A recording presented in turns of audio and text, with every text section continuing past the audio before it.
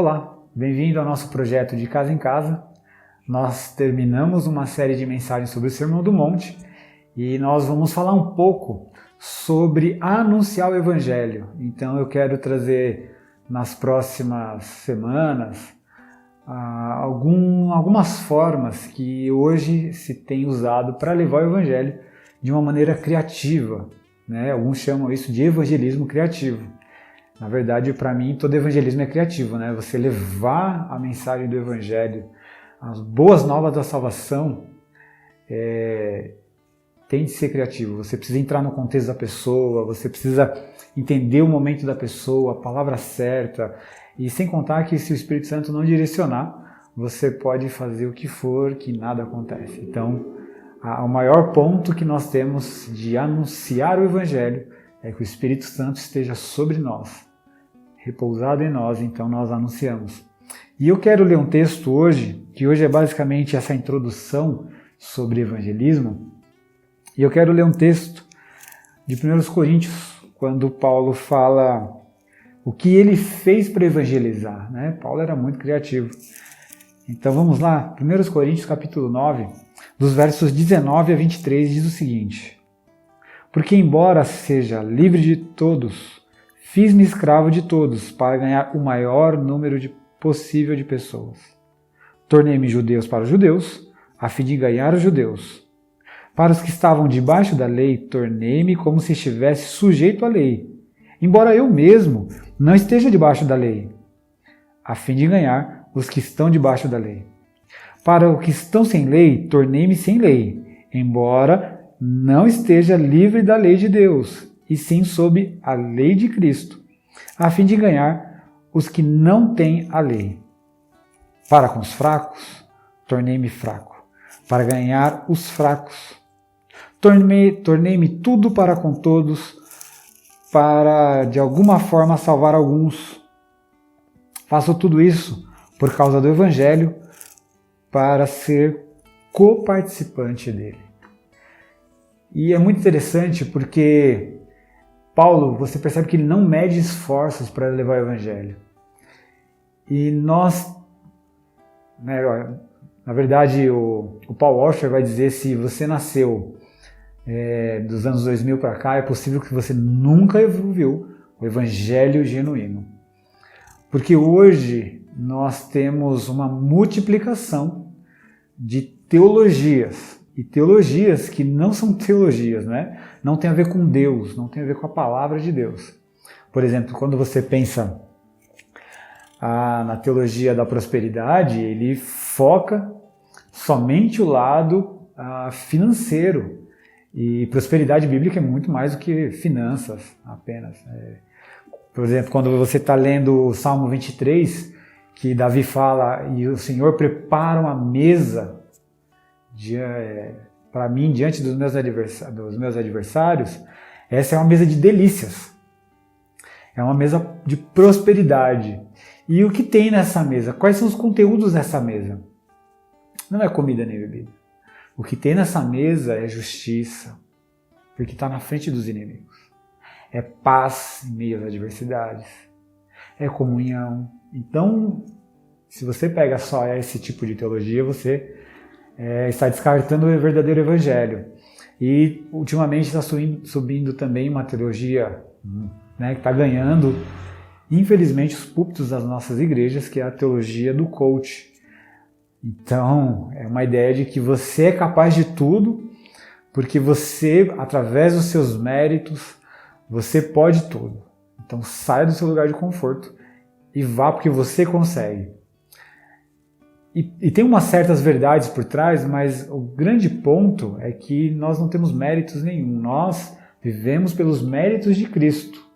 E você percebe quando Paulo vai dizer que para os que estavam sob lei, fiz-me como se estivesse sujeito à lei, para ganhar os que estão debaixo da lei. Para os que estão sem lei, fiz como se não tivesse lei, embora eu esteja sob a lei de Cristo. Então, nós estamos sobre os méritos de Jesus, nós seguimos Jesus. Nunca teve a ver sobre nós, é tudo a ver com ele, né? Romanos, Paulo vai trazer isso também. Então é esse tipo de evangelho, não sei nem se pode dizer de evangelho, mas de teologia, isso tem afastado de fato o evangelho. E algumas pessoas, tentando anunciar o evangelho, eles estão levando também isso para um lado muito negativo, se tornando animadores de auditório, fazendo de tudo para que os clientes ou aqueles que compraram o ingresso, né, e aí compraram com o dízimo, eles precisam ser satisfeitos com as mensagens que vêm de cima. Isso não tem nada a ver com o evangelho. O que tem a ver com o evangelho é que nós vamos nos aculturar. É a ideia que nós vamos entrar no ambiente da pessoa. Vamos viver com ela para que mostrar que do jeito dela há um jeito diferente, há uma boa notícia. Para aqueles que querem anarquia, vamos viver um pouquinho o jeito deles e falar, olha, mas tem um jeito melhor. Vem para cá. Eu me fiz como alguém que curte a anarquia, mas é para ganhar aqueles que se diziam que não tem lei. Para aqueles que acham que não, tudo é lei e, né, eu fiz-me com eles também para me envolver, mas para trazê-los. E aí não tem a ver com corromper, né? Paulo jamais se corromperia nesse sentido, mas essa ideia de contextualizar. E ele faz isso diversas vezes quando ele chega mesmo em Atenas e ele percebe lá que tem várias estátuas para vários ídolos e tem uma lá que é para o Deus desconhecido. E ele aproveitou e falou assim, eu conheço esse Deus desconhecido. Então Paulo não julgou a estátua naquele momento, a imagem. Ele pegou aquilo para fazer o link para o evangelho. Ele falou, o Deus que vocês não conhecem, eu conheço. E aí ele anuncia. E é interessante, importante frisar, que ele não deixou que a imagem fosse um Deus. Ele trouxe o pessoal para a realidade e, com certeza, ele mostrou que o evangelho não tem nada a ver com imagens. Enfim, não precisa entrar nessa discussão aqui. Mas essa é a ideia. Então, o que eu posso fazer? Como eu posso anunciar o evangelho? Então, eu quero trazer aqui pessoas, ou pelo menos oportunidades para conversar como o evangelho está sendo levado de várias formas. Né? Lembro de uma aula que um professor meu dizia sobre um ideal ético. Então, por exemplo, quando você está discutindo a carta de Filemon, que Paulo fala assim, vai lá, Onésimo, e sirva de novo como escravo na casa de Filemon, e a carta para Filemon é, receba-o não como escravo, mas como irmão. Naquele momento, o sistema de escravidão ele era legítimo. Então o que Paulo está dizendo, ele não está cooperando para a escravidão. Porque se ele estivesse cooperando, ele só dizia assim, Onésimo, volte, porque você vai receber a justa paga pelo que você fez. Então, se você fugiu do seu Senhor, você merece ser chicoteado. Então, a carta, nesse sentido, deveria ser assim, Filemon, pode bater porque ele fugiu. E não é isso. Paulo fala, trate-o com amor, trate-o como um irmão. Eu poderia mandar você fazer isso, mas eu estou pedindo em amor. Trate-o, Onésimo, como um irmão em Cristo. Então ele está mudando o conceito. E é isso que acontece com alguns missionários que vão até algumas tribos e, por exemplo, que sacrificam crianças. Se eles chegarem lá batendo de frente, dizendo assim, não pode, as pessoas vão matá-lo. Como é que você lida então com esse momento? Como é que você anuncia o evangelho? Como o evangelho pode transformar uma cultura que tem o sacrifício de crianças? E aí vem uma palavra que o professor me ensinou que significa ideal ético. O que é o ideal ético? Que você trabalha com o que dá, moldando a próxima geração. Então você vai colocando na criança, colocando na cabeça dela, que pode ser diferente. Mudando a criança, porque a criança daqui a pouco ela se torna um adolescente. Você está mudando adolescente, vai mudando a criança. Quando essa criança se tornar um adulto, os mais velhos eram os adolescentes que já ouviram esse evangelho. Então eles vão começar a assimilar mais. Quando essas crianças se tornarem idosos, toda a próxima geração já abomina esse tipo de coisa. Então você muda a cultura, mas isso leva anos.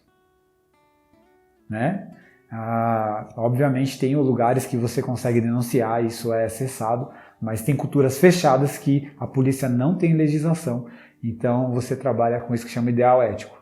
Você trabalha no melhor possível com o que você tem naquele momento, visando 20 anos, 30 anos, 50 anos, para que toda uma cultura saia, para que o evangelho cresça, forme raiz e para que aquele povo siga e sirva o Deus verdadeiro. Então é nesse sentido que nós vamos conversar. E o vídeo de hoje é curto, ainda assim que já foram 10 minutos, mas é para você refletir.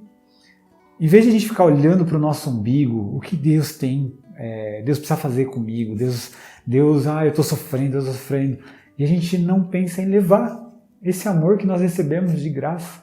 Gratuitamente, Jesus nos amou e nós deveríamos ter esse senso do Paulo. Eu preciso levar esse amor, eu preciso levar esse evangelho. Eu preciso me fazer de tudo para com todos para ganhar algumas pessoas. Né? Não é para ganhar todo mundo. Nesse processo, algumas pessoas virão.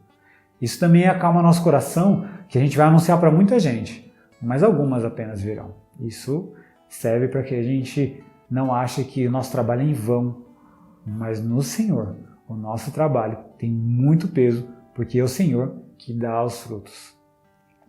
Então eu quero fazer 3 perguntas para você, para a sua reflexão, para a conversa em casa. A primeira pergunta é: como você acha que você pode levar o Evangelho? Qual é a sua arte, sua forma criativa? A segunda pergunta é: você já levou o Evangelho para alguém? Se você respondeu a primeira e nessa segunda você disse não, talvez seja a hora de você usar essa primeira forma aí para levar o Evangelho de Jesus para que as pessoas ouçam, ainda que elas não se convertam. Mas nós precisamos levar o Evangelho, a boa notícia. Jesus morreu, mas ressuscitou. Terceira e última pergunta: faça um compromisso com Deus. E a grande pergunta é: você está disposto a levantar do sofá, a levantar dessa cama e levar o Evangelho? Porque você pode olhar e ver as ferramentas que você conseguiu levantar aí, mas se você não estiver disposto, você pode ter a melhor ferramenta em mãos, você pode ter a melhor estratégia, os melhores meios, mas se você não se compromete, você não vai fazer. Você se compromete a levar o Evangelho?